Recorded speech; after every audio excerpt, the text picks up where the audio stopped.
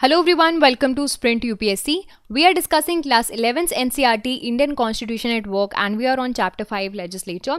अब तक हम ऑलमोस्ट बहुत सी चीज़ें समझ चुके हैं लेजिस्लेचर के बारे में. पार्लियामेंट, हमें दो तरह की पार्लियामेंट यानी कि हमें बाइकैमरल लेजिस्लेचर क्यों अडॉप्ट किया, राज्यसभा के पावर्स, लोकसभा के पावर्स, प्रोसीजर समझ लिया, एग्जीक्यूटिव कंट्रोल समझ लिया. अब बारी है कमिटीज़ के बारे में कि कमिटीज़ क्या करती हैं पार्लियामेंट में, और हम ये भी डिस्कस करेंगे कि how does the parliament regulate itself. तो लेट्स स्टार्ट. सो देखिए, जो कमिटीज़ होती हैं, पार्लियामेंट्री कमिटीज़ होती हैं, उनका बहुत बड़ा रोल होता है. सिर्फ लॉ मेकिंग में रोल नहीं होता, but day to day business होता है ना हाउस का, वो भी ये बड़े अच्छे से संभालती हैं. हमने पहले भी डिस्कस किया था कमिटीज़ क्या होती हैं, मिनिएचर लेजिस्लेचर होती हैं, क्योंकि major part of the discussion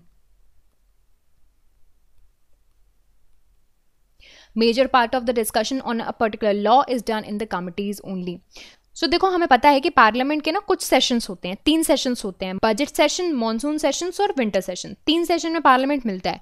लेकिन पार्लियामेंट बहुत ही, ये सेशंस कम टाइम के लिए होते हैं, लिमिटेड टाइम के लिए होते हैं. लिमिटेड टाइम मिलता है पार्लियामेंट को लॉज बनाने के लिए, लेकिन बहुत से दूसरे फंक्शंस भी होते हैं, जैसे कि स्टडी करना, डिमांड फॉर ग्रांट्स, जो कि बहुत से मिनिस्ट्रीज बनाते हैं. ऑल्सो एक्सपेंडिचर जो किया गया है बहुत से डिपार्टमेंट्स में. देखिए, मिनिस्ट्री होती है, मिनिस्ट्रीज के अंदर आपको डिपार्टमेंट्स मिलेंगे, उसके अंदर भी सब डिपार्टमेंट्स और सब डिविजन्स होते हैं. तो there is a very big categorisation in a bureaucracy.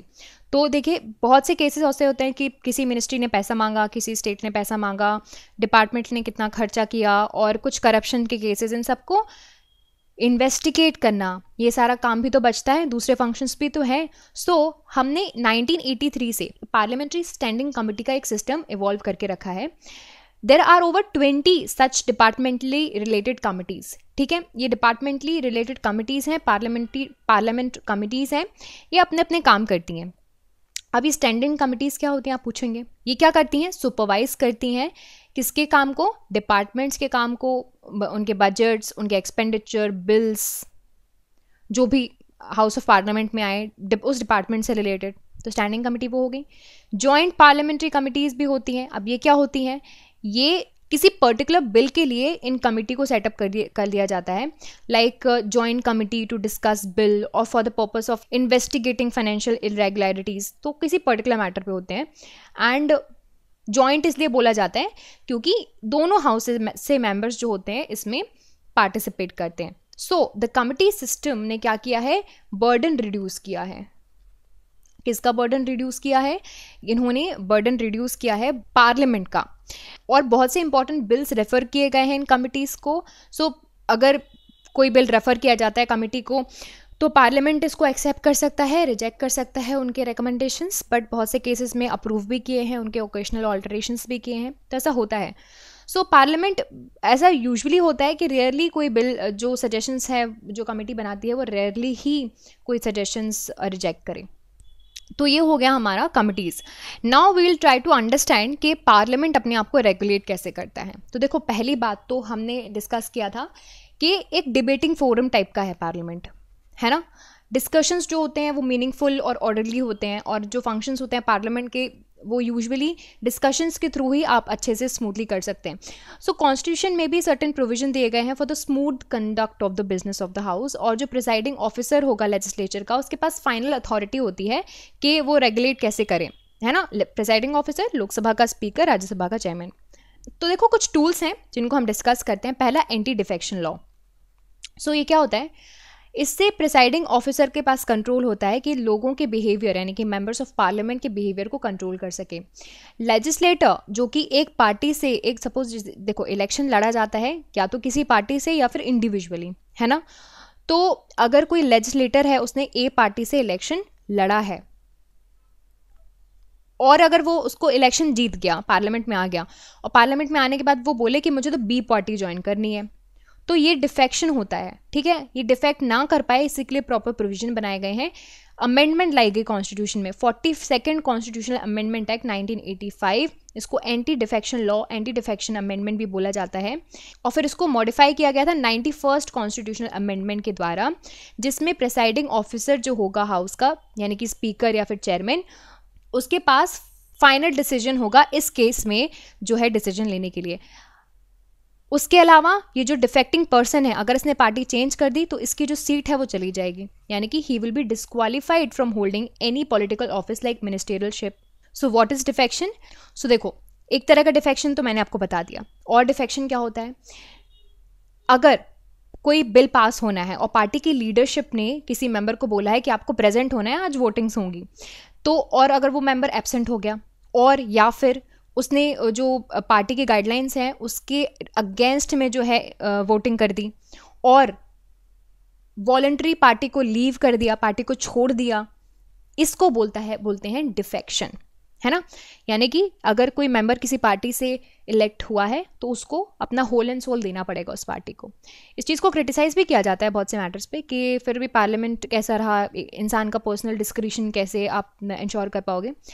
But at the same time कुछ डिस्क्रिपेंसीज ना हो, कुछ न्यूसेंस ना हो, पार्टी पॉलिटिक्स ना हो, इधर से उधर लोग ना जाएं, इसके लिए इसी वजह से ये सारे अमेंडमेंट्स लेकर आए हैं। क्योंकि देखो, एक टाइम ऐसा था कि बहुत ये जो है ना मिनिस्टर्स को खरीदा जा रहा था। एक आपने टर्म सुना होगा, आया राम गया राम, इसी चीज़ से फेमस हुआ है। So this is how the anti defection law works. So आज देखो, हमने पढ़ लिया काफ़ी कुछ। हमने पढ़ा कि पार्लियामेंट्री कंट्रोल, यानी कि हमने पढ़ा कि जो पार्लियामेंट्री कमिटीज़ होती हैं वो कैसे काम करती हैं, किसी पर्टिकुलर मैटर पे उनको बनाया जाता है, बेसिकली थोड़ा बर्डन कम करती हैं हमारे लेजिस्लेटर्स पे। और तो और हमने देखा कि पार्लियामेंट अपने आप को रेगुलेट कैसे करती है। तो through anti defection is one of the example कि जो प्रॉपर बिजनेस है और स्मूथ कंडक्टिंग है ऑफ हाउस की, वो बनी रहे। इसके साथ हमारा ये जो चैप्टर है वो ख़त्म होता है। और जाते जाते मैं आपसे एक क्वेश्चन पूछना चाहूँगी relating to this chapter. Try to answer this question, otherwise I'm going to discuss anyways. So the question is, Rajya Sabha has equal powers with Lok Sabha in. राज्य सभा और लोक सभा के पास इक्वल पावर्स किस matters पे हैं? A. Creating all India services, B. Amending the constitution, C. Removal of the government, and D. Making cut motions. So the answer is amending the constitution.